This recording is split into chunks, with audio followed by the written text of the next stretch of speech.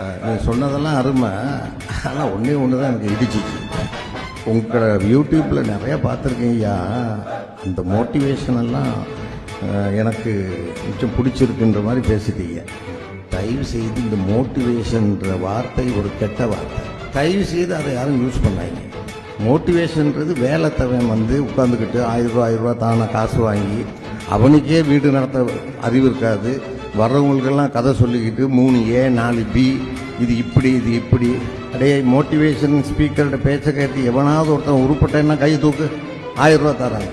Motivation ஸ்பீக்கரை கேட்டால் சிவநாடார் 3வது பணக்காரர் அம்பானி வந்திருக்காங்க, அதானி வந்திருக்காங்க. இல்லை இங்கே காலேஜ் நடத்துகிறவங்கலாம் எந்த மோட்டிவேஷனான்டையாவது போய் கிளாஸ் எடுத்திருக்காங்களா? போயிருக்காங்களா? சரவணா ஸ்டோர்ஸாக இருக்கட்டும், விஜிபியாக இருக்கட்டும், அது ஒரு வேலைத்தவன் செய்கிற வேலை. அதில் தெளிவாக இருந்துக்க. உனக்குள்ள 6 அறிவு தான் அப்துல் கலாம் ஐயாவுக்கும்.